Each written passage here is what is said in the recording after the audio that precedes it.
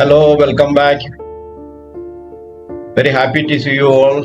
വളരെ വളരെ കറക്റ്റ് ടൈമിന് തന്നെ എത്തിപ്പെടുന്ന നിങ്ങളെ ഞാൻ റിയലി ഫ്രം മൈ ഹാർട്ട് ഞാൻ നിങ്ങളെ കൺഗ്രാജുലേറ്റ് ചെയ്യാണ്.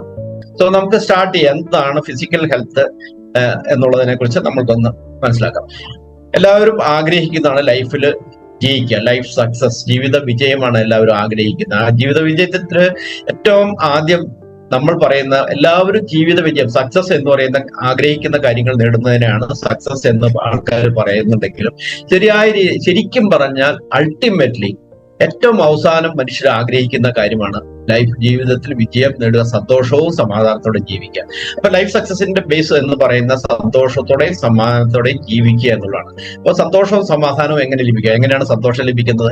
നമ്മൾക്ക് പല കാര്യങ്ങളും ചെയ്യുമ്പോൾ സന്തോഷം ലഭിക്കുന്നതെല്ലാം ഒരു ഷോർട്ട് പീരീഡിലേക്ക് ഉണ്ടായിരിക്കുമ്പോൾ ആ ഷോർട്ട് പീരീഡിലുള്ള സന്തോഷമല്ല നമുക്ക് വേണ്ടത്. നമ്മൾ എപ്പോഴും സന്തോഷത്തോടെ ഇരിക്കണമെങ്കിൽ നമ്മൾ മറ്റുള്ളവർക്ക് എന്തെങ്കിലും പ്രയോജനപ്പെടുന്ന രീതിയിൽ ഈ ഭൂമിയിൽ നമ്മൾ ചെയ്തു വെച്ചിട്ട് പോകുമ്പോഴാണ് നമുക്ക് സന്തോഷം ഉണ്ടാകുക.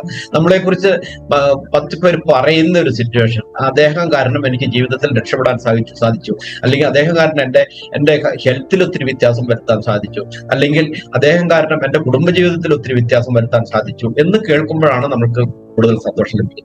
മെറ്റീരിയലിസ്റ്റിക് ആയിട്ടുള്ള പലതും നമ്മൾ നേടുമ്പോൾ ഉണ്ടാകുന്ന സന്തോഷം എന്ന് പറയുന്നത് ഷോർട്ട് പീരീഡിലേക്കാണ്. അപ്പൊ നമ്മൾ എപ്പോഴും സന്തോഷിക്കുന്ന ഒരു വ്യക്തി അല്ലെങ്കിൽ ഒരു കുടുംബം എന്ന് പറയുന്നത് നിങ്ങൾ കാരണം എന്റെ ജീവിതത്തിൽ വളരെ വ്യത്യാസങ്ങൾ വന്നു എന്ന് പറയുമ്പോൾ, ഞാൻ പറഞ്ഞല്ലോ, കല്യാണം നടക്കുന്ന ഏതെങ്കിലും എന്റെ ബന്ധുക്കളോ ഏതെങ്കിലും കുട്ടികളോ കല്യാണം കഴിയുമ്പോൾ അവർക്ക് ഞാനൊരു ബുക്ക് കൊടുക്കുന്നു, ഒരു പേഴ്സണൽ ഡെവലപ്മെന്റ് ബുക്കാണ്. ആ ബുക്ക് കൊടുത്തു കഴിയുമ്പോൾ നല്ല രീതിയിൽ എങ്ങനെ സ്വന്തം വ്യക്തിത്വം മനസ്സിലാക്കി ആ രീതിയിൽ മറ്റുള്ളവരുമായിട്ട് ഡീൽ ചെയ്യാൻ സാധിക്കുന്ന, അതാണ് നമ്മൾ സോഷ്യൽ വെൽനസ്സിൽ നമ്മൾ മനസ്സിലാക്കിയത്. ആ സോഷ്യൽ വെൽനസ് പോലെ തന്നെ വളരെ ഇമ്പോർട്ടന്റ് ആണ്. ഏറ്റവും അതിലൊക്കെ മുമ്പ് നമ്മൾ കറക്റ്റ് ചെയ്തിട്ട് നമ്മുടെ ശരീരത്തെ കുറിച്ച് മനസ്സിലാക്കുക. അപ്പൊ അന്നമയയാണ് ഇതിനകത്ത് ഏറ്റവും പ്രധാന. അന്നം കഴിച്ച് നമ്മൾ ഉണ്ടാക്കിയിരിക്കുന്ന ശരീരത്തെ കുറിച്ച് നമ്മൾ മനസ്സിലാക്കിയിരിക്കണം. എന്താണ് ഈ ശരീരത്തിന് വേണ്ടതെന്ന് മനസ്സിലാക്കണം. നമ്മൾ കുറെ ഭക്ഷണം കഴിച്ചുകൊണ്ട് അത് ഗുണം ആകുന്നുണ്ടോ എന്നുള്ളതാണ് നമുക്കറിയേണ്ടത്. അപ്പൊ സന്തോഷത്തോടെയും സമാധാനത്തോടെയും ജീവിക്കാനാണ് നമ്മൾ ആഗ്രഹിക്കുന്നത്. സമാധാനം എങ്ങനെയാണ്? നമ്മളുടെ ശരീരത്തിൽ നമ്മുടെ ആരോഗ്യം ഉണ്ടായിരിക്കുക, നല്ല എനർജിയോടുകൂടി ജീവിക്കുക. അപ്പോഴാണ് നമ്മൾക്ക് സമാധാനത്തോടെ ജീവിക്കാൻ സാധിക്കുക. ആ ആരോഗ്യം സ്ഥിരമായിട്ട് ഉണ്ടായിരിക്കും എന്ന് ഒരു തോന്നലുണ്ടാവുക. അതെങ്ങനെയാണ് തോന്നലുണ്ടാവുക? നമ്മൾക്ക് ഈ ആരോഗ്യമായിട്ടുള്ള ബന്ധപ്പെട്ട കാര്യങ്ങൾ നമ്മൾ ശരിയായിട്ട് മനസ്സിലാക്കി കഴിയുമ്പോൾ, ഇന്ന കാര്യങ്ങൾ കൊണ്ടാണ് അസുഖങ്ങൾ വരുന്നത്, ഇന്ന കാര്യങ്ങൾ കൊണ്ടാണ് നമുക്ക് അതിൽ നിന്ന് മുക്തി നേടാൻ പറ്റാത്തത്. അപ്പോൾ എന്ന് പറഞ്ഞാൽ നമ്മൾ ഇപ്പോൾ അസുഖം വന്നു കഴിയുമ്പോൾ നമ്മൾ സമീപിക്കുന്ന ഹോസ്പിറ്റൽ അല്ലെങ്കിൽ ആ ഒരു ഇൻഡസ്ട്രി എന്ന് പറയുന്നത് നമ്മൾക്കൊന്നും നമ്മുടെ അസുഖങ്ങളെ മാനേജ് ചെയ്ത് പോകാനേ സഹായിക്കുന്നുള്ളൂ. അപ്പോൾ നമുക്ക് ആരോഗ്യം എന്ന് പറയുന്നത് നമ്മളുടെ കയ്യിലാണ് ഇരിക്കുന്നത്. മറ്റുള്ളവരാർക്കും നമുക്ക് ആരോഗ്യം തരാൻ സാധിക്കില്ല. അപ്പൊ നമ്മുടെ ആരോഗ്യം പ്രൊട്ടക്ട് ചെയ്യേണ്ടത് നമ്മളുടെ തന്നെ ആവശ്യമാണ്, നമ്മളുടെ കയ്യിലാണ് ഇരിക്കുന്നത്. അപ്പൊ അതിന്റെ അടിസ്ഥാനമായിട്ടുള്ള കാര്യങ്ങളാണ് നമ്മൾ സോഷ്യോപ്രീനിയറിൽ ആളുകൾക്ക് പറഞ്ഞു കൊടുക്കുന്നത്. ആദ്യം ബ്രീത്തിങ് കറക്റ്റ് ചെയ്യുക, അതിനുശേഷം ഫുഡിനെ കുറിച്ച് മനസ്സിലാക്കുക, നമ്മുടെ ശരീരത്തെ കുറിച്ച് മനസ്സിലാക്കുക, ശരീരത്തിൽ നടക്കുന്ന പ്രവർത്തനങ്ങൾ എന്തൊക്കെയാണെന്ന് മനസ്സിലാക്കുക, എന്തുകൊണ്ട് അസുഖങ്ങൾ വരുന്നു എന്നുള്ളത് മനസ്സിലാക്കുക. അപ്പൊ അത് ശ്രദ്ധിച്ച് നമ്മൾ ആരോഗ്യമുള്ളപ്പോൾ തന്നെ അത് പ്രൊട്ടക്ട് ചെയ്യാൻ നമ്മൾ തന്നെ മുൻകൈയെടുത്ത് അതിനു വേണ്ടുന്ന കാര്യങ്ങൾ ചെയ്യുക. ശരിയാണ്, നമ്മുടെ ജീവിതത്തിൽ ഒത്തിരി തിരക്കുകളാണ്, പല രീതിയിലുള്ള ഡിമാൻഡ്സ് നമ്മുടെ ഫാമിലിയിൽ നിന്നും സമൂഹത്തിൽ നിന്നും ഒക്കെ വരുന്നുണ്ടാവും. വളരെ തിരക്കിട്ട് ഓടി നടക്കുന്ന ആൾക്കാരാണ്. പക്ഷെ നമ്മളുടെ കാര്യം, നമ്മളെ കുറിച്ച് ചിന്തിക്കുന്നത് എപ്പോഴാണ്? എപ്പോഴെങ്കിലും ഒരു അസുഖം വരുമ്പോഴാണ് നമ്മുടെ ആരോഗ്യത്തെ കുറിച്ച് ചിന്തിക്കുന്നത്. പിന്നെ നമ്മളെ കുറിച്ച് എപ്പോഴാണ് ചിന്തിക്കുന്നത്? റിട്ടയർ ആയതിനു ശേഷമാണ്. അപ്പൊ അതിൽ നിന്ന് വ്യത്യസ്തമായിട്ട് ജീവിതത്തിൽ ഏതൊരാളും, വളരെ ചെറുപ്പക്കാർ പോലും, അവർക്ക് ഒരു അരമണിക്കൂറെങ്കിലും അവരുടെ ശരീരത്തിന് വേണ്ടി ഹെൽത്ത് പ്രൊട്ടക്ട് ചെയ്യാൻ വേണ്ടി മാറ്റി വെക്കുക എന്നുള്ളത് വളരെ അത്യാവശ്യമാണ്. സമാധാനം ഉണ്ടാവാൻ വേണ്ടി നമ്മുടെ ശരീരത്തിൽ ആരോഗ്യം ഉണ്ടായിരിക്കണം. പിന്നെ നമ്മൾക്ക് കിട്ടുന്ന വരുമാനം. അപ്പൊ ഞാൻ ഈ തിരക്കിട്ട ആളുകൾ ഓടുന്നതിന്റെ പ്രധാന കാരണം എന്താണ്? അവരുടെ ഒരു വരുമാനം ഉണ്ടാക്കാൻ വേണ്ടി, ജീവിക്കാനുള്ള വരുമാനത്തിന് വേണ്ടിയാണ് അവർ ഓടി നടക്കുന്നത്. അപ്പോ അതും ആവശ്യമാണ്. പക്ഷെ എന്നിരുന്നാലും നമുക്ക് ആരോഗ്യമുണ്ടെങ്കിൽ മാത്രമേ ഈ പറയുന്ന കാര്യങ്ങളെല്ലാം ചെയ്യുള്ളൂ. നമ്മൾ ബ്രീത്തിങ് എക്സർസൈസ് ചെയ്യുമ്പോൾ നമ്മൾ മനസ്സിലാക്കി, നമ്മൾ ബ്രീത്തിങ് കറക്റ്റ് അല്ലെങ്കിൽ നമുക്ക് ഊർജം കുറയുമ്പോൾ നമ്മുടെ കോൺസെൻട്രേഷൻ കുറയുമ്പോൾ നമ്മുടെ ജോലിയിൽ ശ്രദ്ധിക്കാൻ പറ്റാതെ വരും. ജോലിയിൽ ശ്രദ്ധിക്കാൻ പറ്റാതെ വരുന്ന എന്ന് പറയുന്ന ഏതാണ്? ആ ജോലിയാണ് നമ്മൾക്ക് ഇൻകം ഉണ്ടാക്കി തരുന്നത്. ആ ഇൻകത്തെ ബാധിക്കും, നമ്മുടെ പ്രൊമോഷനെ ബാധിക്കും. നമ്മൾ നല്ല രീതിയിൽ പെർഫെക്റ്റ് ആയിട്ട് ജോലി ചെയ്യുമ്പോഴാണ് നമ്മുടെ ആ ജോലി പ്രൊട്ടക്ട് ചെയ്യാൻ സാധിക്കുന്നത്. അപ്പൊ ആരോഗ്യം നമ്മുടെ ജീവിതത്തില് ഒരു വരുമാനം ലഭിക്കുന്നതിന് അത്യന്താപേക്ഷിതമായിട്ടുള്ള കാര്യമാണെന്ന് മനസ്സിലാക്കണം. അപ്പൊ അതുകൊണ്ട് നമ്മൾ ഹാബിറ്റായിട്ട് എന്നും കുളിക്കുന്നത് പോലെ തന്നെ നമ്മൾ ഒരു അരമണിക്കൂർ എടുത്ത് നമ്മുടെ ശരീരത്തെ പ്രൊട്ടക്ട് ചെയ്യാനും നമ്മുടെ ശരീരത്തിന് ആരോഗ്യം നിലനിർത്താനുള്ള കാര്യങ്ങളിൽ പ്രാക്ടീസ് ചെയ്ത് നമ്മൾക്കൊരു ഹാബിറ്റ് ആക്കി എടുക്കുകയും ചെയ്യേണ്ടത് ആണ് എന്ന് മനസ്സിലാക്കുക. അപ്പൊ നമുക്ക് ആരോഗ്യം സ്ഥിരമായിട്ടുണ്ടായിരിക്കും എന്നുള്ള കാര്യവും അതുപോലെ നമ്മുടെ വരുമാനം സ്ഥിരമായിട്ടുണ്ടായിരിക്കും എന്നുള്ള കാര്യവും കൂടിയാണ് നമ്മൾക്ക് മനസ്സമാധാനത്തോടെ ജീവിക്കാൻ സഹായിക്കുന്നത്. അപ്പൊ അതിനകത്ത് നമ്മൾ ആരോഗ്യത്തെ കുറിച്ച് പറയുമ്പോൾ ഞാൻ നിങ്ങൾ പല പ്രാവശ്യം പറഞ്ഞതിരുന്നതാണ്, അസുഖം ഇല്ലാത്ത അവസ്ഥ ആരോഗ്യമല്ല ഈ കാലഘട്ടത്തിൽ. പണ്ടൊക്കെ എന്ന് പറഞ്ഞാൽ പനി വരുമ്പോഴായിരുന്നു നമുക്ക് ആരോഗ്യത്തിൽ എന്തോ പ്രശ്നമെന്ന് തോന്നുന്നെങ്കിൽ ഈ കാലഘട്ടത്തിൽ ഉണ്ടാകുന്ന അസുഖങ്ങൾ നമ്മൾ അറിയുന്നത് തന്നെ ഒരു 10-15 വർഷം കഴിഞ്ഞിട്ടൊക്കെയാണ് അത് പുറമേക്ക് കാണാൻ സാധിക്കുന്നത്. ആ സമയമാകുമ്പോഴത്തേനും നമുക്ക് അതൊന്നും കൺട്രോൾ ചെയ്യാൻ പറ്റാത്ത ഒരു അവസ്ഥയിലേക്ക് വരും. അപ്പൊ ആ തുടക്കം മുതൽ നമ്മുടെ ആരോഗ്യമായിട്ട് ഇരിക്കുമ്പോൾ തന്നെ അതിനൊരു കൺട്രോൾ നമ്മൾ ഉണ്ടാക്കിയെടുത്തു കഴിഞ്ഞാൽ നമ്മൾ എന്താണ് ആരോഗ്യം, എന്താണ് നമ്മുടെ ശരീരത്തിൽ സംഭവിക്കുന്നത്, നമ്മൾ കഴിക്കുന്ന ആരോഗ്യം ഭക്ഷണം കൊണ്ട് എന്താണ് നമ്മുടെ ശരീരത്തിൽ സംഭവിക്കുന്നത് എന്നൊക്കെ മനസ്സിലാക്കി നമ്മുടെ ഭക്ഷണത്തില് ഒരു കൺട്രോൾ അല്ല, കറക്റ്റായ ഭക്ഷണം കഴിക്കുക എന്നുള്ളൊരു ശീലമാക്കി മാറ്റുക എന്നുള്ളതാണ് അതിനകത്തുള്ളത്. അപ്പോൾ അസുഖമില്ലാത്ത അവസ്ഥയല്ല ആരോഗ്യം. ശാരീരികവും മാനസികവും സാമ്പത്തികവും ആത്മീയവും സാമൂഹികവുമായിട്ടുള്ള ഈ കാര്യങ്ങളെല്ലാം നമ്മൾ ആരോഗ്യം നേടുമ്പോഴാണ് യഥാർത്ഥമായിട്ട് ഒരു വ്യക്തി ആരോഗ്യത്തിലേക്ക് എത്തുക. ആ വെൽനസ് എന്ന് പറയുന്ന ഇതിലെല്ലാം നമ്മൾ വെൽനസിലേക്ക് എത്തുക. അപ്പൊ പല കോൺട്രിബ്യൂട്ടിംഗ് ഫാക്ടേഴ്സ് ഉണ്ട്. ഞാൻ ആദ്യം പറഞ്ഞു, ആദ്യം ബ്രീത്തിങ് ആണ്, അതിനുശേഷം ഫുഡാണ്. ആദ്യമേ നമുക്ക് ശ്വസിക്കാനുള്ള പ്രാണവായു, അതിനുശേഷം നമ്മൾക്ക് ദാഹിക്കുന്ന ഒരു വെള്ളം, മൂന്നാമത്തെ കാര്യമാണ് നമ്മളുടെ ഭക്ഷണം എന്ന് പറയുന്നത്. പക്ഷെ ഭക്ഷണത്തിനാണ് ആളുകൾ ഏറ്റവും കൂടുതൽ ഇമ്പോർട്ടൻസ് കൊടുക്കുന്നത്. മറ്റതിനൊക്കെ ആൾക്കാർ അത്ര ഇമ്പോർട്ടൻസ് കൊടുക്കാത്തതിന്റെ കാരണം ബ്രീത്തിങ്ങിന്റെ കാര്യത്തിൽ അത് ഓട്ടോമാറ്റിക്കലി സംഭവിക്കുന്നു, ഓക്സിജൻ ഫ്രീ ആണ്, അതുകൊണ്ട് തന്നെ ആളുകൾ അതിനെ കെയർ ചെയ്യാറില്ല. അതാണ് അതിനകത്ത് പ്രശ്നം എന്നുള്ളതും നമുക്ക് മനസ്സിലാക്കിയിട്ടുണ്ട്. സോ ആരോഗ്യത്തിന്റെ ഫിസിക്കൽ ഹെൽത്തിന്റെ ഏറ്റവും അടിസ്ഥാനപരമായിട്ടുള്ള 4 പില്ലേഴ്സിലാണ് നിൽക്കുന്നത്. Proper nutrition, proper and regular exercise, proper sleep and relaxation and positive mind set. ഈ 4 പില്ലേഴ്സിലാണ് നമുക്ക് ആരോഗ്യം ബിൽഡ് ചെയ്യാൻ സാധിക്കുക. അപ്പൊ അതിനകത്ത് നമ്മൾ ഇന്ന് ഡിസ്കസ് ചെയ്യാൻ പോകുന്നത് പ്രോപ്പർ ആയിട്ടുള്ള ന്യൂട്രീഷൻ, അതുപോലെ തന്നെ നമ്മുടെ ഭക്ഷണത്തെ കുറിച്ചാണ്. ഇതാണ് ഏറ്റവും കൂടുതൽ അറിഞ്ഞിരിക്കേണ്ട കാര്യങ്ങൾ. അതുകൊണ്ടാണ് അതിന്റെ കൂടുതൽ പ്രോപ്പർ ന്യൂട്രീഷനിൽ എന്തൊക്കെയാണ് ന്യൂട്രീഷൻ എന്ന് ആദ്യം നമ്മൾ മനസ്സിലാക്കണം. അതായത് ബേസിക് ആയിട്ടുള്ള ആദ്യമേ ഓക്സിജൻ, വെള്ളം. ന്യൂട്രീഷന്റെ ഏറ്റവും ആദ്യത്തെ ഇമ്പോർട്ടന്റ് ആയിട്ടുള്ള 2 കാര്യങ്ങളാണ് ഓക്സിജൻ, വെള്ളം, പിന്നെ കാർബോഹൈഡ്രേറ്റ്, അതിനുശേഷം പ്രോട്ടീൻ, പിന്നെ ഫാറ്റ് എന്ന് പറയാം, അതിനുശേഷം വൈറ്റമിൻസും മിനറൽസും. ഈ പറയുന്ന കാര്യങ്ങളാണ് നമ്മളുടെ ഡയറ്റ് എന്ന് പറഞ്ഞാൽ നമ്മളുടെ ശരീരത്തിന് കിട്ടുന്നതായ പോഷകങ്ങൾ. ഈ പോഷകങ്ങളൊക്കെ എങ്ങനെയാണ് കറക്റ്റ് ആയിട്ടുള്ള അളവിൽ നമ്മുടെ ശരീരത്തിന് വേണ്ട സമയത്ത് കൊടുക്കണം. ഇതെല്ലാം പ്രാധാന്യമുള്ളതാണ്. ക്വാണ്ടിറ്റി കറക്റ്റ് ആയിരിക്കണം, ടൈം കറക്റ്റ് ആയിരിക്കണം, അതുപോലെ തന്നെ എന്തൊക്കെ കഴിക്കണം എന്ന് നമ്മൾ മനസ്സിലാക്കണം. ഓരോ പോഷകങ്ങളും എന്താണ് നമ്മുടെ ശരീരത്തിൽ ചെയ്യുന്നത് എന്നുകൂടി നമ്മൾ മനസ്സിലാക്കി കഴിയുമ്പോഴാണ് അത് നമ്മൾക്ക് കൺട്രോൾ ചെയ്യാനും മനസ്സിലാക്കി ഭക്ഷണം കഴിക്കാനും സാധിക്കുന്നത്. അപ്പൊ നമുക്ക് ഓരോന്നായിട്ട് എടുത്തു നോക്കി കഴിഞ്ഞാൽ ഓക്സിജനും വെള്ളവുമാണ് നമ്മുടെ ശരീരത്തിനെ ക്ലീൻ ചെയ്യുന്നത്. നമ്മുടെ ശരീരത്തിൽ എന്ന് പറഞ്ഞാൽ നമ്മൾ ഇതൊരു വലിയൊരു ഫാക്ടറിയാന്ന് കണക്കൂട്ടി കഴിഞ്ഞാൽ നമ്മുടെ പഞ്ചേന്ദ്രിയങ്ങളിൽ കൂടി നമ്മുടെ ശരീരത്തിലേക്ക് കടക്കുന്ന 5 കാര്യങ്ങളും കുറച്ച് നമ്മുടെ ബ്രെയിനിൽ പ്രോസസ് ചെയ്യും, കുറേയൊക്കെ നമ്മുടെ സ്റ്റൊമക്കിൽ പ്രോസസ് ചെയ്യും. ഇതെല്ലാം പ്രോസസ് ചെയ്തതിനു ശേഷം ഉണ്ടാകുന്ന വേസ്റ്റ് പുറന്തള്ളുക എന്നുള്ളതാണ് ഒന്നാമത്തെ ഏറ്റവും വലിയ ഇമ്പോർട്ടന്റ് ആയിട്ടുള്ള കാര്യം. ശരീരത്തെ ക്ലീൻ ചെയ്യുക. നമ്മുടെ സാധാരണ എന്തിനാണ് കുളിക്കുന്നത്? നമ്മുടെ ശരീരത്തിന്റെ ബാഹ്യമായിട്ടുള്ള കാര്യങ്ങൾ ക്ലീൻ ചെയ്യാനാണ് നമ്മൾ കുളിക്കുന്നത്. അതേസമയം നമ്മുടെ ഇന്റേണൽ ആയിട്ടുള്ള കാര്യങ്ങൾ ക്ലീൻ ചെയ്യുക എന്നുള്ളത് അതിലും ഇമ്പോർട്ടന്റ് ആണെന്ന് മനസ്സിലാക്കി അതൊരു ഹാബിറ്റ് ആക്കി മാറ്റിയെടുക്കേണ്ടത് വളരെ അത്യാവശ്യമാണ്. ഓക്സിജനും വെള്ളവും എന്ന് പറയുന്നത് നമ്മുടെ ശരീരത്തിൽ ഉണ്ടാകുന്ന ഗേഷ്യസ് വേസ്റ്റ്, സോളിഡ് വേസ്റ്റ്, ഈ വേസ്റ്റ് എല്ലാം പുറന്തള്ളണമെങ്കിൽ ഇത് കറക്റ്റായ അളവിൽ നമുക്ക് ശരീരത്തിൽ കിട്ടിയിരിക്കുന്നത്. ഓക്സിജന്റെ ബ്രീത്തിങ്ങിന്റെ ഇമ്പോർട്ടൻസ് നമ്മൾ മനസ്സിലാക്കി. വെള്ളമാണ് നമ്മുടെ ഒരു ദിവസം ഒരു 2 to 3 liters, അഡൽട്സ് ഒരു 2 to 3 liters നമ്മൾ വെള്ളം കുടിച്ചിരിക്കണം. നമ്മൾ ഹാർഡ് വർക്ക് ചെയ്യാത്ത വ്യക്തികളാണെങ്കിൽ പോലും ഭക്ഷണം കഴിക്കുന്നതിന് ഒരു കുറവില്ല. അതുകൊണ്ട് തന്നെ നമ്മൾ കുടിക്കേണ്ടതായ വെള്ളം ദാഹിക്കുന്നില്ല എന്ന് കരുതി വെള്ളം കുടിക്കാതിരിക്കുന്ന ആളുകളുണ്ട്. പക്ഷെ ദാഹിക്കുമ്പോഴല്ല വെള്ളം കുടിക്കേണ്ടത്. നമ്മൾ സിപ്പ് ചെയ്ത് ത്രൂ ഔട്ട് നമ്മുടെ ഡേ ടൈമിൽ നമ്മൾ വെള്ളം കൂടെ കരുതണം. എവിടെയൊക്കെ പോവുകയാണെങ്കിലും നമ്മുടെ കയ്യിൽ വെള്ളം ഉണ്ടായിരിക്കണം. കാരണം എന്ന് പറഞ്ഞാൽ പുറമേ നിന്നൊക്കെ വെള്ളം നമ്മൾക്ക് അങ്ങനെ എടുത്ത് കുടിക്കാൻ പറ്റില്ല. അതുകൊണ്ട് എവിടെ പോകുമ്പോഴും നമ്മൾ ഈ പറയുന്ന വെള്ളം കരുതിയിരിക്കണം. അപ്പോൾ കുറേശ്ശെ നമ്മുടെ ശരീരത്തിനെ ദാഹിച്ചില്ലെങ്കിലും അത് കുടിക്കാൻ ശ്രമിക്കുക. കാരണം നമ്മുടെ ശരീരത്തിന്റെ പ്രത്യേകത എന്ന് പറയുന്നത് ഇത് നമ്മുടെ ശരീരം എന്ത് പ്രശ്നത്തെയും അത് അഡാപ്റ്റ് ചെയ്യും എന്ന് പറഞ്ഞാൽ ഇപ്പൊ നമ്മള് ഭക്ഷണം കഴിക്കാതെ കുറച്ച് ഇത് കഴിഞ്ഞാൽ അത് യൂസ്ഡ് ആവും. പിന്നെ കുറച്ച് ആദ്യമൊക്കെ കുറെ ബുദ്ധിമുട്ട് വന്നാലും ഭക്ഷണം കഴിച്ചിട്ട് പിന്നെ ആ വിശപ്പ് അനുഭവപ്പെടാതെ അത് ശരീരം അഡാപ്റ്റ് ചെയ്യും അതിലേക്ക്. ഇത്രയൊക്കെ അതെനിക്ക് കിട്ടാൻ മാർഗമുള്ളൂ എന്ന് കണ്ട് ശരീരം അഡാപ്റ്റ് ചെയ്യും. എന്ന് പറഞ്ഞതുപോലെ വെള്ളത്തിന്റെ കാര്യം എങ്ങനെയാണ്, നമ്മൾ കുടിക്കാതിരിക്കുന്ന വ്യക്തികളെ സംബന്ധിച്ച് അത് ശരീരം അതങ്ങ് അഡാപ്റ്റ് ചെയ്യും. അഡാപ്റ്റ് ചെയ്ത് കഴിഞ്ഞാൽ പിന്നെ വെള്ളം കിട്ടിയില്ലെങ്കിലും ആ ഒരു ദാഹം നമ്മുടെ ബ്രെയിനിൽ നിന്നുള്ള മെസ്സേജ് കിട്ടില്ല. അതേസമയം നിങ്ങൾ വെള്ളം സ്ഥിരമായിട്ട് കുറച്ച് സിപ്പ് ചെയ്ത് കുടിക്കുന്ന ആള് ആ ഒരു ഹാബിറ്റ് ആക്കി കഴിഞ്ഞാൽ അത് പിന്നെ നമ്മുടെ ബ്രെയിൻ തന്നെ ഓട്ടോമാറ്റിക് പറയും, നമ്മുടെ വായ ഉണങ്ങുന്നു, നമ്മൾ വെള്ളം കുടിക്കുക എന്നുള്ള ഒരു ഇന്റിമേഷൻ ബ്രെയിനിൽ നിന്ന് തന്നെ കിട്ടും. ഇപ്പൊ നമ്മള് സ്ഥിരമായിട്ട് കുളിക്കുന്ന വ്യക്തികള് കുളിച്ചില്ലെങ്കിൽ എന്താണ്, നമുക്ക് അസ്വസ്ഥത അനുഭവപ്പെടും അല്ലെ? ആ കറക്റ്റായിട്ട് 2 നേരം കുളിക്കുന്നവരാണെങ്കിൽ ആ സമയത്ത് കറക്റ്റായ സമയത്ത് കുളിച്ചില്ലെങ്കിൽ അസ്വസ്ഥത അനുഭവപ്പെടും. എന്ന് പറഞ്ഞ പോലെ ഒരു ഹാബിറ്റ് ആയി കഴിയുമ്പോൾ നമ്മുടെ ശരീരം അത് അഡാപ്റ്റ് ചെയ്ത് നമ്മൾ വെള്ളം കുടിക്കുന്ന സ്ഥിതിയിലേക്ക് നമുക്ക് ഇന്റിമേഷൻ തരും. അത് പ്രത്യേകം നിങ്ങൾ മനസ്സിലാക്കണം. കാരണം എല്ലാം ഒരു ഹാബിറ്റാണ്.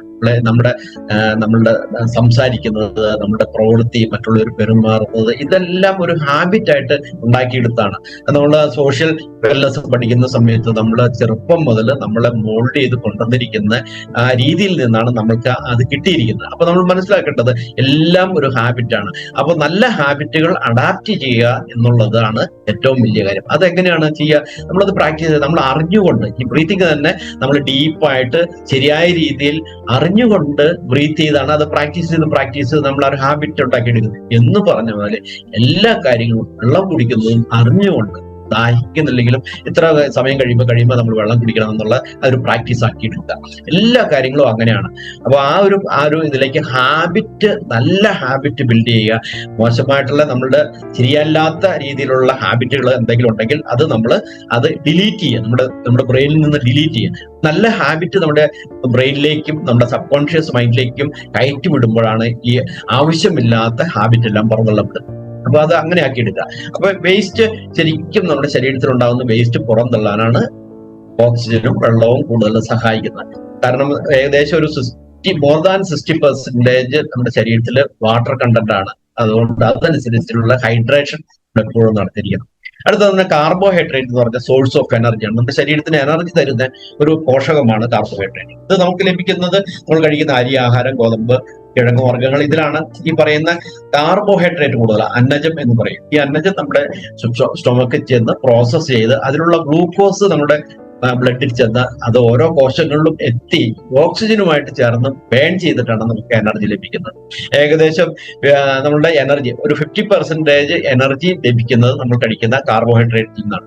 ഏകദേശം 250 മുതൽ 700 ഗ്രാം വരെയാണ് ഒരു ദിവസം നമ്മൾ കൺസ്യൂം ചെയ്യേണ്ടതെങ്കിൽ നമ്മൾ കഴിക്കുന്നത് അതിൽ കൂടുതലാണെന്ന് മാത്രമല്ല, കഴിക്കുന്നത് മുഴുവനും എന്താണ് നമ്മളുടെ ഫൈബർ ഇല്ലാത്ത more than enough and without നെസറി soluble fibre ഇല്ലാത്ത ഇതാണ് കാർബോഹൈഡ്രേറ്റ്. ഏറ്റവും റിഫൈൻഡ് ആയിട്ടുള്ള, ഇപ്പൊ നമ്മൾ മൈദ കഴിക്കുക എന്ന് പറഞ്ഞാൽ ഏറ്റവും റിഫൈൻഡ് ആയിട്ടുള്ള കാർബോഹൈഡ്രേറ്റ് ആണ്. അപ്പൊ അത് എന്ന് പറഞ്ഞാൽ ഹൈ ഗ്ലൈസമിക് പറയും. അതൊക്കെ കഴിച്ച് നമ്മുടെ ശരീരത്തിൽ ആവശ്യത്തിൽ ചെല്ലുമ്പോൾ തന്നെ അത് ബ്ലഡിലേക്ക് ഷുഗറായിട്ട് കൺവേർട്ട് ചെയ്യും. അതേസമയം നമ്മുടെ പണ്ട് കഴിച്ചിരുന്ന അരി,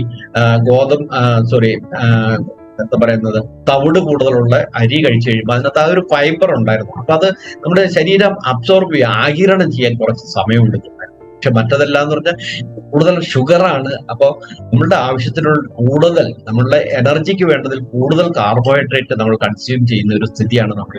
കാരണം കായികമായിട്ട് അധ്വാനം വളരെ കുറവാണ്. അപ്പോൾ കാർബോഹൈഡ്രേറ്റിന്റെ പർപ്പസ് എന്ന് പറയുന്നത് ഇതാണ്. അപ്പോൾ ഇതിന്റെ പ്രത്യേകത എന്ന് പറയുന്നത് നമ്മൾ ഒരു ദിവസം നമ്മളുടെ കായികാധ്വാനം അനുസരിച്ച് ഉള്ളതിൽ കൂടുതൽ നിങ്ങൾ കാർബോഹൈഡ്രേറ്റ് കഴിച്ചാൽ ആ കാർബോഹൈഡ്രേറ്റ്, ആ അന്നജം അല്ലെങ്കിൽ ഗ്ലൂക്കോസ് കൺവേർട്ട് ചെയ്ത് ഫാറ്റായിട്ട് നമ്മുടെ ശരീരത്തിൽ അടിയുന്നു. അതാണ് നമുക്ക് ഓവർ വെയിറ്റ്, ഒബിസിറ്റി ഇതുപോലുള്ള ഇതിലേക്ക് ചെല്ലുന്നത്. ആ 2 കാര്യങ്ങളാണ് ഈ ഓവർ വെയിറ്റും ഒബിസിറ്റിയും പിന്നെ വേറെ പലതരത്തിലുള്ള അസുഖങ്ങളിലേക്കും നമ്മളെ എത്തിക്കുന്നത്. ഓവർ വെയിറ്റും ഒബിസിറ്റി, തടിയൊക്കെ കൂടുന്നത് നല്ലതാണ്. കാരണം എന്ന് പറഞ്ഞാൽ പട്ടിണിയുള്ള സമയത്ത് എടുത്ത് ഉപയോഗിക്കാനായിരുന്നു ആ ഫാറ്റ് ഡെപ്പോസിറ്റ് പ്രകൃതി നമുക്ക് തന്നെങ്കിൽ ഈ കാലഘട്ടത്തിൽ 365 ദിവസം 4ഉം 5ഉം നേരം എല്ലാ ദിവസവും ഭക്ഷണം കഴിക്കുന്ന ഒരു സ്ഥിതി ആണ് ഉള്ളത്. അതുകൊണ്ട് തന്നെ നമ്മൾ ഈ ഫാസ്റ്റിംഗ് തന്നെ വളരെ ചുരുക്കമായിട്ടാണ് പലരും ചെയ്യുന്നത്. അതുകൊണ്ട് കഴിക്കുന്ന ക്വാണ്ടിറ്റി കുറയ്ക്കുക, അതിനകത്ത് കാർബോഹൈഡ്രേറ്റിന്റെ അളവും കുറയ്ക്കുക എന്നുള്ളതാണ് ഏറ്റവും വലിയ കാര്യം. കാരണം നമ്മുടെ ശരീരത്തിൽ ഈ പറയുന്ന ഫാറ്റ് അടിയാതിരിക്കാൻ അത് വളരെയധികം ഹെൽപ്പ് ചെയ്യുന്നതാണ്. അടുത്തതെന്ന് പറഞ്ഞാൽ ഫാറ്റാണ്. ഫാറ്റിനെ കുറിച്ചും ആളുകൾക്ക് തെറ്റായ ധാരണയുണ്ട്.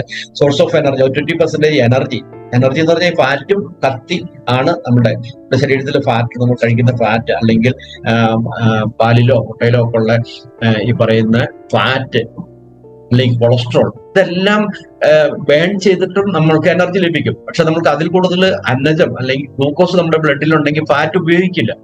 അതേസമയം അന്നജത്തിന്റെ അളവ് കുറച്ചു കഴിഞ്ഞാൽ നമ്മുടെ ശരീരത്തിലുള്ള കൊളസ്ട്രോളോ അല്ലെങ്കിൽ ഫാറ്റോ ബേൺ ചെയ്തിട്ടായിരിക്കും നമ്മൾ ജോലി ചെയ്യാൻ സഹായിക്കുന്നത്.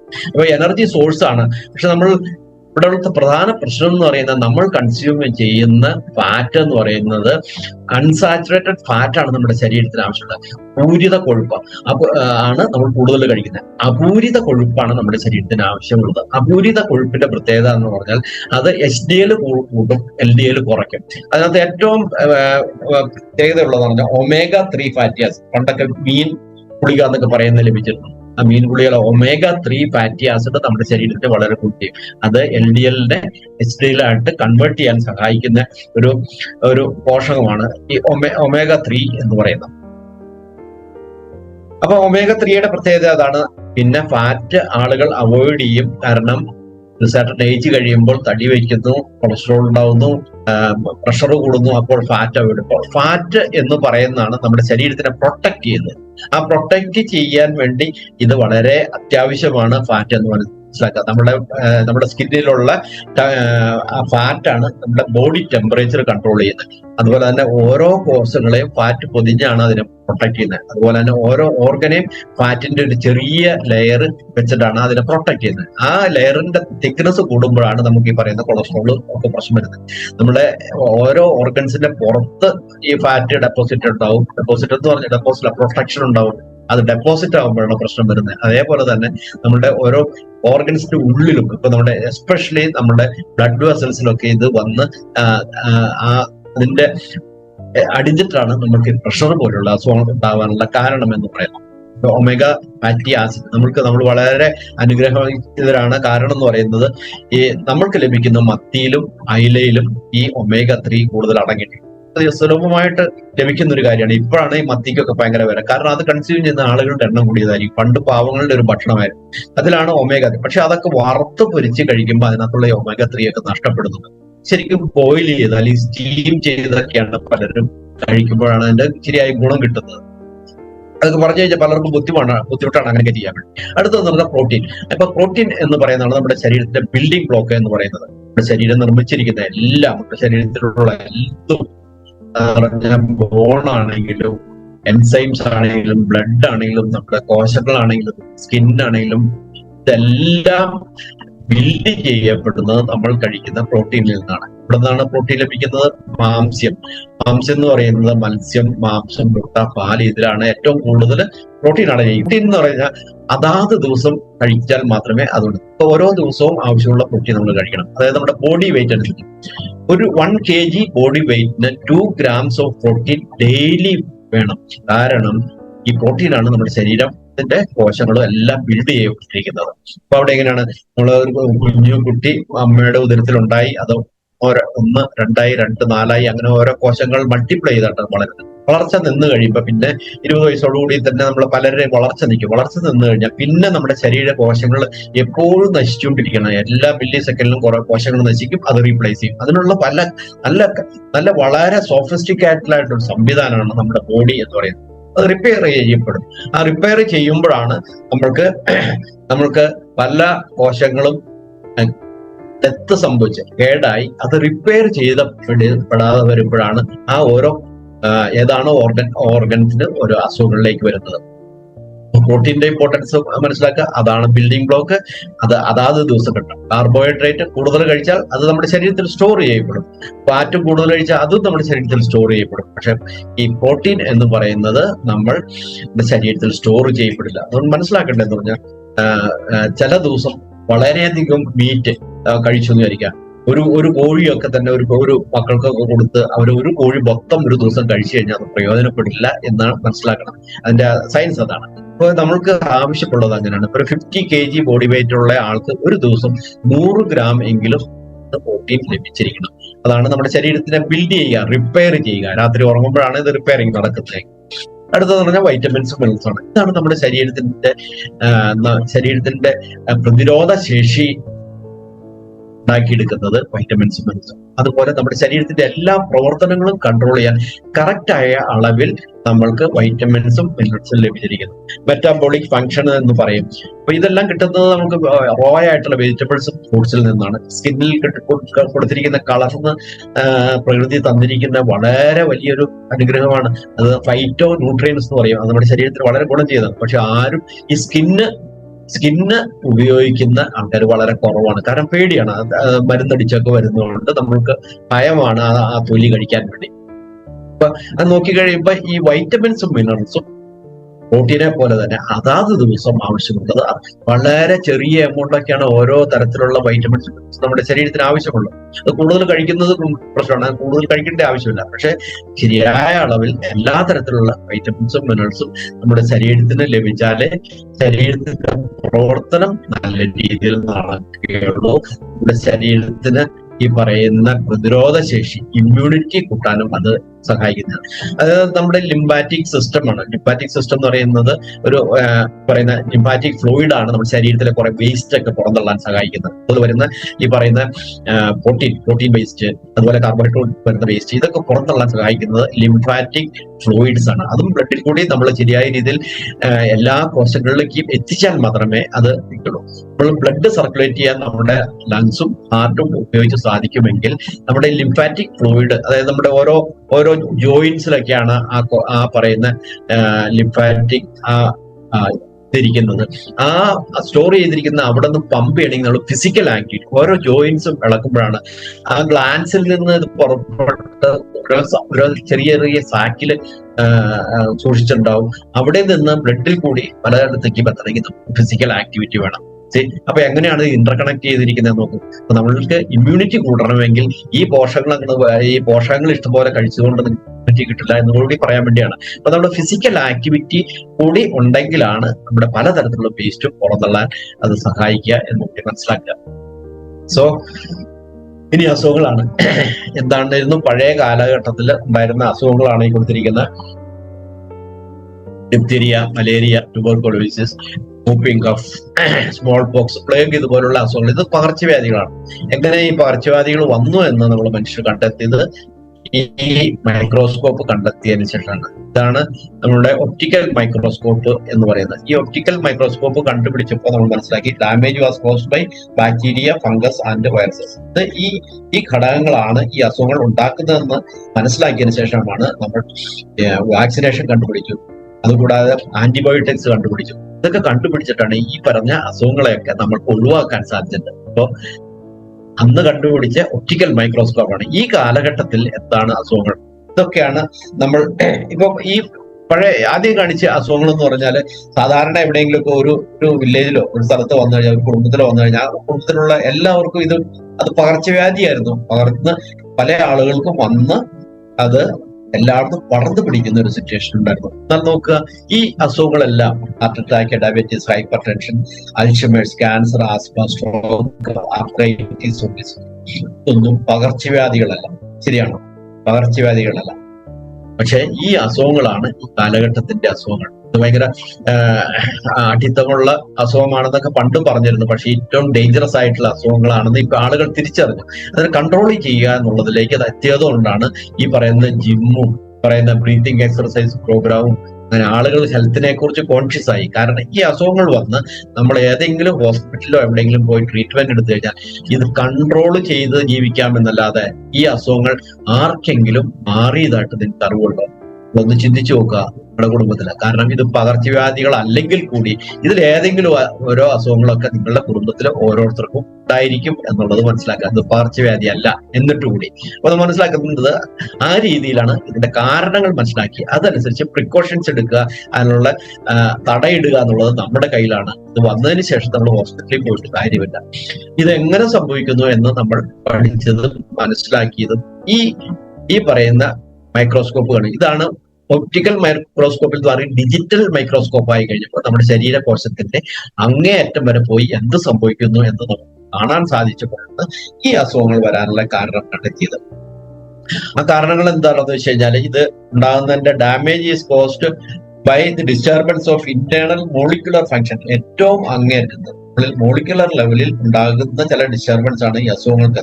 അതിന് ലൈഫ് സ്റ്റൈൽ ഡിസീസ് എന്നും അല്ലെങ്കിൽ ഡീജനറേറ്റീവ് ഡിസീസ് എന്ന് വിളിക്കും. അതിനും കാരണമുണ്ട്. എന്താണ് ലൈഫ് സ്റ്റൈൽ ഡിസീസ് എന്നും എന്താണ് ഡീജനറേറ്റീവ് ഡിസീസ് എന്നും അതിനെ വിളിക്കുന്നതിന്റെ കാരണം എന്താണെന്ന് നമ്മൾ തിരിച്ചറിയുമ്പോൾ നമ്മൾ റിയലി അത് കറക്റ്റ് ചെയ്യേണ്ടതായിട്ട് നമുക്ക് മനസ്സിലാക്കാൻ സാധിക്കും. ഹാർട്ടിൽ വരുന്ന അസുഖത്തിന് ഹാർട്ട് അറ്റാക്ക് എന്ന് വരുന്നു. ഹാർട്ടിൽ വരുന്ന ഒരു പറയുന്ന വൈറസ് അറ്റാക്ക് ചെയ്തിട്ടാണ് അല്ല ഹാർട്ട് അറ്റാക്ക് ഉണ്ടാകുന്നത്. ഹാർട്ടിലെ ചില കോശങ്ങൾ റിപ്പയർ ചെയ്യാൻ പറ്റാതെ വരുമ്പോൾ ഉണ്ടാകുന്ന ഇതാണ്. നമ്മുടെ ഹാർട്ടില് നമ്മുടെ ശരിയായ രീതിയിൽ ഇമ്മ്യൂണിറ്റി കൂട്ടാതെ വരുമ്പോൾ ഉള്ള പ്രശ്നങ്ങൾ ഉള്ളതുപോലെ തന്നെ ശരിയായ രീതിയിൽ പ്രോട്ടീൻ അല്ലെങ്കിൽ അമിനോ ആസിഡ് നമ്മുടെ ശരീരത്തിൽ ഇല്ലാതെ വരുമ്പോഴാണ് ഈ നശിച്ചു പോയ കോശങ്ങൾ റിപ്പയർ ചെയ്യാൻ പറ്റാതെ വരുമ്പോഴാണ് ഇത് സംഭവിക്കുന്നത്. ബ്രെയിനിലാണെങ്കിൽ അൾഷിമേഴ്സ് ഉണ്ടാകുന്നു, സ്ട്രോക്ക്, പാർക്കിൻസൺസ് പോലെ അസുഖം, പാൻക്രിയാസിൽ സംഭവിക്കുമ്പോൾ ഡയബറ്റിക്സ്, അതുപോലെ തന്നെ കണ്ണിലാണെങ്കിൽ മാക്യുലർ ഡീജനറേഷൻ ഡിസീസ് വരുന്നു, സ്കിന്നിലാണെങ്കിൽ റിങ്കിൾസ്, ജോയിന്റ്സിലാണെങ്കിൽ ആർത്രൈറ്റിസ്, DNA-യിലാണെങ്കിൽ ക്യാൻസർ, ഇതുപോലുള്ള അസുഖങ്ങൾ വരുന്നു. ഇതെല്ലാം സംഭവിക്കുന്ന ഡീജനറേഷൻ കൊണ്ടാണ്. നശിച്ചുപോയ കോശങ്ങൾ റിപ്പയർ ചെയ്യപ്പെടാത്തത് കൊണ്ടാണ് അസുഖങ്ങൾ വരുന്നതെന്ന് നമ്മൾ കണ്ടെത്തി. അതുകൊണ്ടാണ് ഡീജനറേറ്റീവ് ഡിസീസ് എന്ന് പറയുന്നത്. അപ്പൊ ആ ഡീജനറേറ്റീവ് ഡിസീസും ലൈഫ് സ്റ്റൈൽ ഡിസീസും ഉള്ള വ്യത്യാസം. അപ്പൊ ഓക്സിജനും വെള്ളവും നമ്മുടെ ശരീരം ക്ലീൻ ചെയ്യാൻ ഉപകരിക്കുന്നതാണെങ്കിൽ ആവശ്യത്തിൽ കൂടുതൽ അന്നജം കഴിക്കുകയും പൂരിത കൊഴുപ്പ് കഴിക്കുകയും ചെയ്യുമ്പോഴാണ് പൊണ്ണത്തടി, അമിതവണ്ണം, ജീവിതശൈലി രോഗങ്ങൾ എന്ന് പറയുന്നത്. അപ്പൊ നമ്മൾ രാവിലെ മുതൽ കഴിച്ചിട്ടുള്ള ഫുഡ് എടുത്ത് നോക്കിക്കഴിഞ്ഞാൽ മനസ്സിലാക്കാൻ സാധിക്കും അധികവും നമ്മൾ കൂടുതൽ കഴിച്ചിരിക്കുന്ന അന്നജമാണ്. ബേക്കറിയിൽ നിന്ന് ലഭിക്കുന്ന എല്ലാ ഐറ്റംസും നോക്കിക്കഴിഞ്ഞാൽ അവിടെ ലഭിക്കുന്ന മുഴുവനും ഈ പറയുന്ന അന്നജം, ഒന്നല്ലെങ്കിൽ മൈദയും വനസ്പതിയും ഷുഗറും ത്തിന്റെയും പലതരത്തിലുള്ള കോമ്പിനേഷനാണ് ബേക്കറിയിൽ നിന്ന് ലഭിക്കുന്ന എല്ലാ സാധനവും. മനസ്സിലാക്കുക, അമിതമായിട്ട് നമ്മൾ കഴിക്കുന്ന കാർബോഹൈഡ്രേറ്റ്, അന്നജം, അതുപോലെ മൈദ എന്ന് പറയുന്നത് കാർബോഹൈഡ്രേറ്റ് ആണ്. പിന്നെ ഷുഗർ എന്ന് പറയുന്നതും അതും ഈ ഗ്ലൂക്കോസ് ആണ്. പിന്നെ നമ്മൾ കഴിക്കുന്ന വനസ്പതി അല്ലെങ്കിൽ വെജിറ്റബിൾ ഓയിൽ എന്ന് പറയും, ഡാൽഡ എന്നൊക്കെ പണ്ട് പറഞ്ഞിരുന്നത്. ഇതെല്ലാം നമ്മുടെ ശരീരത്തിൽ ഓവർ വെയിറ്റ്, വണ്ണത്തടിയിലേക്കും അമിത വണ്ണത്തിലേക്കും കടക്കാൻ സഹായിക്കും. അതാണ് നമ്മൾ കഴിക്കുന്ന ഭക്ഷണത്തിന്റെ രീതി കൊണ്ടാണ് ലൈഫ് സ്റ്റൈൽ ഡിസീസ് എന്ന് പറയുന്നത്. ലൈഫ് സ്റ്റൈൽ എന്ന് പറഞ്ഞാൽ എന്തും കിട്ടിക്കഴിഞ്ഞാൽ വലിച്ചു വാരി കഴിക്കുക, എവിടെയെങ്കിലും ചെന്നാൽ നല്ല ടേസ്റ്റ് ആയിട്ട് ഫുഡ് കിട്ടിക്കഴിഞ്ഞാൽ കുറെ എടുത്ത് കഴിക്കുക, ഇതൊക്കെ കാരണമാണ്. അതിനകത്ത് എന്താണ്, ഇഷ്ടംപോലെ എണ്ണ ചേർത്ത് കഴിയുമ്പോൾ നല്ല ടേസ്റ്റ് ആണ്. പണ്ടൊക്കെ എന്ന് പറഞ്ഞാൽ ബൈബിളിലൊക്കെ പറയുന്നു നല്ല കൊഴുത്ത കാളക്കുട്ടി എന്നൊക്കെ പറയുമ്പോൾ അന്നൊക്കെ നല്ല കൊഴുത്ത കാളക്കുട്ടിയിൽ കുറച്ച് ഫാറ്റുള്ള മാംസം കഴിച്ചു കഴിഞ്ഞാൽ നമ്മുടെ ശരീരത്തിന് അതനുസരിച്ചുള്ള ജോലി ഉണ്ടായിരുന്നു. ആ ജോലി ഉണ്ടാകുമ്പോൾ അതിന്റെ കൂടെ കഴിക്കുന്ന ഈ പറയുന്ന ഫാറ്റും കൊളസ്ട്രോളും കത്തിപ്പോകുമായിരുന്നു. പക്ഷെ ഈ കാലഘട്ടത്തിൽ അന്ന് കഴിച്ചിരുന്ന പോലെ ഭക്ഷണം കഴിക്കുകയും അന്നത്തെ പോലെ നമുക്ക് ജോലി ഇല്ലാതിരിക്കുമ്പോഴും ഉണ്ടാകുന്നതാണ് ലൈഫ് സ്റ്റൈൽ ഡിസീസ് എന്ന് പറയുന്നത്. ലൈഫ് സ്റ്റൈൽ എന്ന് പറഞ്ഞാൽ ഭക്ഷണം കൂടുതൽ കഴിക്കുന്നു, നമ്മൾ ജോലി കുറവായിരിക്കുന്നു. അതുകൊണ്ടാണ് അതിനെ ലൈഫ് സ്റ്റൈൽ ഡിസീസ് എന്ന് പറയുന്നത്. ഇനി ആവശ്യത്തിൽ കുറവ് നമ്മൾ പ്രോട്ടീൻ, നമ്മുടെ ശരീരത്തിന് ഓരോ ദിവസവും ആവശ്യമുള്ള പ്രോട്ടീൻ അതാത് ദിവസം ലഭിക്കുമ്പോഴാണ് നമ്മൾക്ക് റിപ്പയറിംഗ് വർക്ക് നടക്കുന്നത്. അപ്പൊ ആ ഡീജനറേഷൻ, നമ്മുടെ ശരീരത്തിലെ കോശങ്ങൾ നശിക്കുന്നതിന് ഡീജനറേഷൻ, അത് റിപ്പയർ ചെയ്യാത്തത് കൊണ്ട് സംഭവിക്കുന്നതുകൊണ്ടാണ് അതിനെ ഡീജനറേറ്റീവ് ഡിസീസ് എന്ന് പറയുന്നത്. അപ്പൊ ആവശ്യത്തിൽ കുറവ് പ്രോട്ടീൻ, ആവശ്യത്തിൽ കൂടുതൽ അന്നജവും കൊഴുപ്പും, അതായത് പൂരിത കൊഴുപ്പും കഴിക്കുന്നതുകൊണ്ടുള്ള പ്രശ്നം അമിതവണ്ണത്തിലേക്കും പൊണ്ണത്തടിയിലേക്കും പോകുമ്പോൾ ആവശ്യത്തിൽ കുറവ് നമ്മൾ പ്രോട്ടീൻ കഴിക്കുന്നതുകൊണ്ടാണ് ഡീജനറേഷൻ സംഭവിക്കുന്നത് എന്ന് കൂടി മനസ്സിലാക്കുക. അതുപോലെ തന്നെ ആവശ്യത്തിൽ കുറവ് വൈറ്റമിൻസും മിനറൽസും. നിങ്ങൾ ഇന്ന് രാവിലെ മുതൽ നിങ്ങൾ എന്ത് കഴിച്ചു എന്ന് നോക്കിക്കഴിഞ്ഞാൽ എത്രമാത്രം ഫ്രൂട്ട്സും റോ വെജിറ്റബിൾസും കഴിച്ചു എന്ന് നിങ്ങൾ നിങ്ങളുടെ ശരീരത്തിന് ലഭിക്കേണ്ടതായിട്ടുള്ള വൈറ്റമിൻസും മിനറൽസും ഉണ്ടാവില്ല. വളരെ ഷുവറാണ്. നിങ്ങൾ ഒന്ന് രാവിലെ മുതൽ കഴിച്ച ഫുഡ് ഒന്ന് നോക്കിയാൽ കൂടുതലും അന്നജവും ഫാറ്റും കലർന്നിട്ടുള്ള ഭക്ഷണമായിരിക്കും നിങ്ങൾ അധികം രാവിലെ ബ്രേക്ക്ഫാസ്റ്റ് മുതൽ കഴിച്ചിട്ടുണ്ടാവുക. അപ്പൊ ആ വൈറ്റമിൻസും മിനറൽസും ആണ് നമ്മളുടെ ശരീരത്തിലെ എല്ലാ ഫങ്ഷനെ നിയന്ത്രിക്കുന്നത്. അതുപോലെ പ്രതിരോധ ശേഷി കൂട്ടാനും അതാണ് നമ്മളെ ഹെൽപ്പ് ചെയ്യുന്നത്. പക്ഷെ നമ്മൾ എത്ര കപ്പ് റോ വെജിറ്റബിളും ഫ്രൂട്ട്സും കഴിച്ചു എന്ന് നോക്കുക. അതുപോലെ തന്നെ എത്രമാത്രം വൈറ്റമിൻസും മിനറൽസും കടന്നിട്ടുള്ള ഭക്ഷണം കഴിച്ചു എന്ന് നോക്കിക്കഴിഞ്ഞാൽ അതിനകത്ത് മിനറൽസ് പലപ്പോഴും കുറവാണ്. മിനറൽസ് ലഭിക്കുന്നതെന്ന് പറഞ്ഞാൽ വേര് വളരെ ഡീപ്പായിട്ട് ഭൂമിയിലേക്ക് ഇറങ്ങി താഴെ നിന്ന് വലിച്ചെടുക്കുന്ന ഒരു കാര്യമാണ് ഈ മിനറൽസ് എന്ന് പറയുന്നത്. നമ്മൾ ഇന്ന് കഴിച്ചിട്ടുള്ള ഫുഡിൽ ഒന്നും വേര് കൂടുതൽ വലിയ മരങ്ങളുടെ നിന്ന് കിട്ടിയിട്ടുള്ള വെജിറ്റബിളോ ഫ്രൂട്ട്സോ നിങ്ങൾ കഴിച്ചിട്ടുണ്ടാവില്ല എന്നുള്ളത് വളരെ ഷുവറാണ്.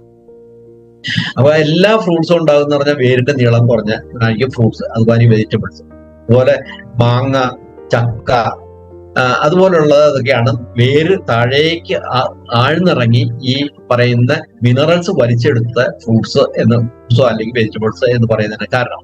അപ്പൊ നമ്മൾ വ്യക്തമായിട്ട് നിങ്ങൾ ഇത് മനസ്സിലാക്കി കാണുന്നു വിചാരിക്കുക. ഇത് വളരെ വ്യക്തമായിട്ട് നിങ്ങൾ മനസ്സിലാക്കേണ്ടതാണ്.